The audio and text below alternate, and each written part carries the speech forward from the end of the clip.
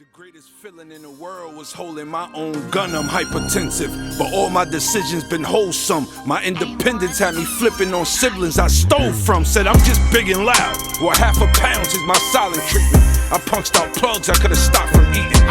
Stash of the product, shy nigga got a gun in the mask in the grass, it's a popper. I was Robin Hood with the stock, don't get shot up. Now I'm watching Robin Hood in my stocks, they just shot up. That's all it is.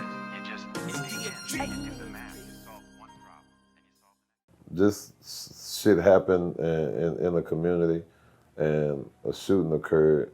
It had nothing to do with none of us. You know, it was just people get into it, squabbling, and you know, guns get pulled out. A female disc jockey blamed him. Yeah. So the issue what really came. She didn't blame me. She said it's my people, my type of people who always cause these problems. And I was like, entourage. No, she was saying lower class people from the hood. So okay. my mind was, who the fuck is those people? Who give you the right to say who those people is? Right. And she kept being real disrespectful. And on one of my songs, I said I had a world hating like her fat ass. And for them, they felt like he already the first rapper there with his own day. Everybody fuck with him. You never know what other entertainer's gonna follow his lead, so we need to make an example out of him. We need to cut him off where we'll damn near leave him for dead. Which is back now. The first 2 years, worldwide. The first 2 years was frustrating and hard as fuck. Once I mastered it, I think I'm 50 times bigger than that now. See what I'm saying? I don't think nobody left over there. I can't believe that band is still. I can't believe they didn't shake that So off. people, Like and it's so crazy. People didn't know. People was like, and it's fucked up because I got banned for defending people. You know what I'm saying? And I'm always gonna fight for our people. Don't get it fucked up. But a lot of people like, oh man, they just not playing the music. They didn't understand it wasn't about playing my music. You couldn't do business with me. If you was a company and you wanted to advertise and pay for commercials, they're gonna bleep my name out. If they gonna get you and do an interview and they know you cool with me, they edit in that interview. When I'm on the road, even if I'm on a tour with T.I. or whoever, certain property, if it got something to do with Radio 1, law's not even let me on that premises. Even if it's something positive? Bro, his whole career was positive up to that point, during that point, and past that point. His whole career's been positive. They fired disc jockeys who played his music. Yep. Damn, a lot of people got cleared out of the station Actually, just because they supported his records. They didn't even play my music on air. They played my music at just a venue at a club or a concert. And somebody told them they supported. I'll never forget when we was going through the deposition with court, they asked and it was said, how would you feel if one of your jockeys or workers was at a party and their kids played Trae music? And their exact words was, if they're entity of Radio 1, we have the right to dismiss them at any given point. Wow. So, you know, it was a meeting going on somewhere. Oh, No, they did it in the open. They didn't hide about it. Yeah, that's fucked up. I remember when but you know what really pissed them off? What really pissed them off is, how did I find out? They sent the email out. You know what I'm saying? That was supposed to be internal. Right.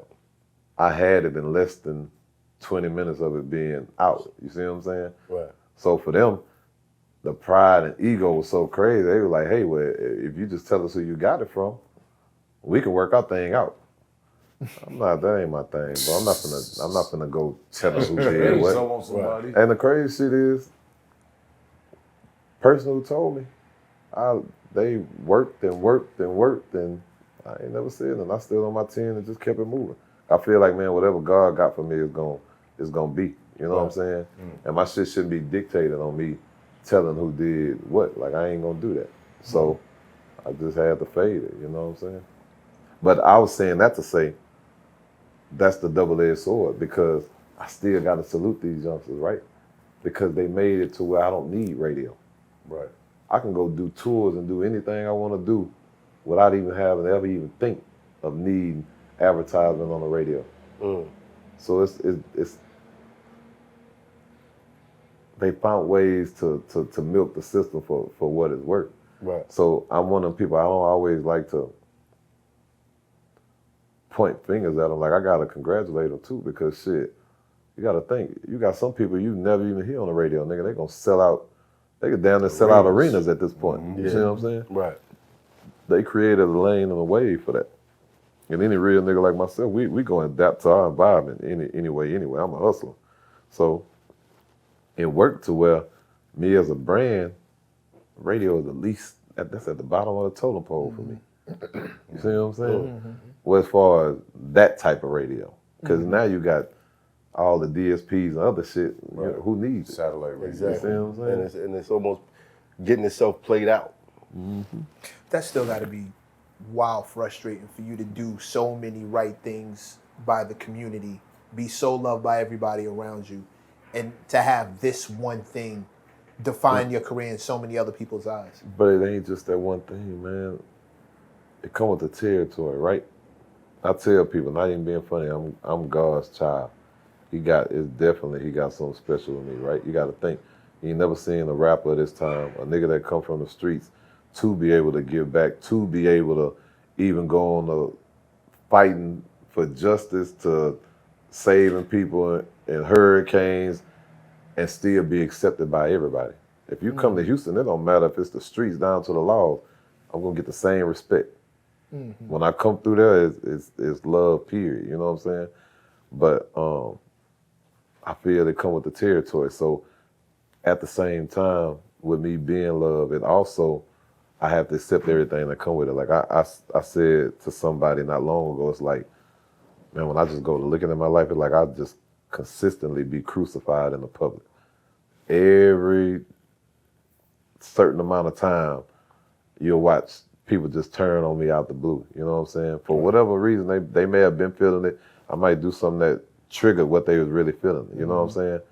But it come with the territory, man. It'd be frustrating, but then when you get to a point, like when I was banned at first, I used to be angry with everybody. Like damn, bro, like, ain't nobody finna tell these people this some whole ass shit. Like, cause I would do that for everybody else. And I used to have that energy till I got to a point and realized, man, don't nobody owe me shit. Right. So if they don't owe me shit, then I really ain't got no right to be mad at nobody. I just gotta fuck with who really fuck with me, and whoever don't, shit, I can't be mad at them. Let them do their thing, you know?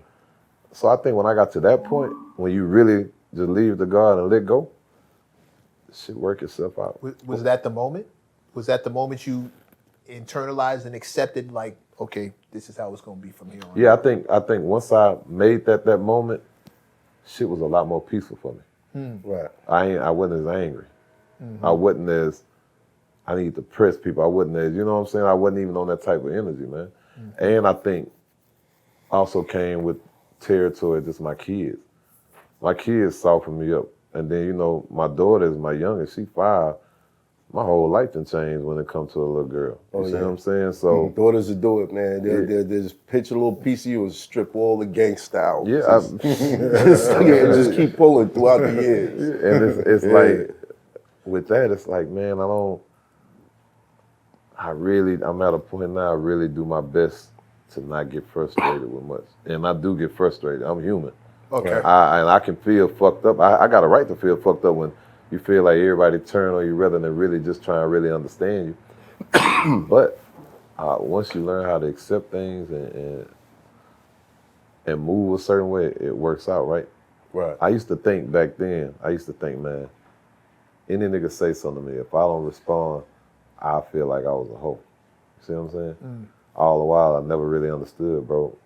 That was total opposite of what it was. Right. Most real G's respond when they want to respond, when they got the time to. Because if that's the case, you allowing everybody to dictate how you move. They controlling everything you got going on. Right. And I don't think that wasn't really taught to a lot of us. So we thought opposite. But now, as we get older and we get placed in positions, we're in positions now we understand, like, you're like, hell no, man, I ain't finna entertain no goofy ass shit like that right now. You know what I'm saying? And when you get to that point, that's where the growth is really coming in. You know what I'm saying? Right. And these are conversations that I have with a lot. I'm talking about homies that I know will go the whole way, and it's like, hey, bro, some of that shit just ain't worth that. It ain't worth that, bro. Right. Because what you gotta understand, it's a dangerous game. People will key you up and trigger you, even if it means they can get hurt in the process, just to get you off your note to fuck up your situation. Right. So you have to learn how to really weave through that shit. Yeah, because they'll be trying to pull you down to their level, where, you know, there's uncertainty, there's poverty, ain't no situations coming through, and they just reaching up trying to, let me get him down here, you know what I mean? Imagine, I'm not even going to depth, imagine a situation where you could imagine hearing people be like, oh, he ain't a good person, he's not the person that, he's not our hero, he's not the person that really help our people, just shit like that. When you go to think like, what the fuck do any of this other shit got to do with my heart and what I really do for the people? Because ain't nobody been doing this shit 20 years straight. One thing for sure, even if you go to talk about, oh, well, they doing it, they doing it for attention. Who the fuck gets up and risks their life every day doing this shit? For attention. Taking away from my kids, taking away from my family. That's the reason I'm single now. Sometimes a real woman ain't trying to stay with nobody like me because they feel like anytime something happens, I'm the first one out the door to go take care of the shit. You see what I'm saying? Right. So when you really bro, you risk health, you risk everything under the sun doing some of the shit that we do. When we go out there and these police kill people and we go step in that territory, man, at any given time that shit can go left. Right. That shit can go all the way left. Right.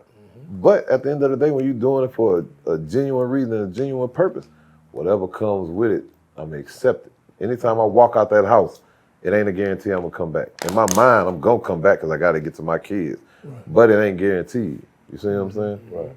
What you saying, I didn't want to cut you off. Oh, no, go ahead. You know what I mean? You got the floor. Well, I wanted to ask, why do you think no one spoke up for you?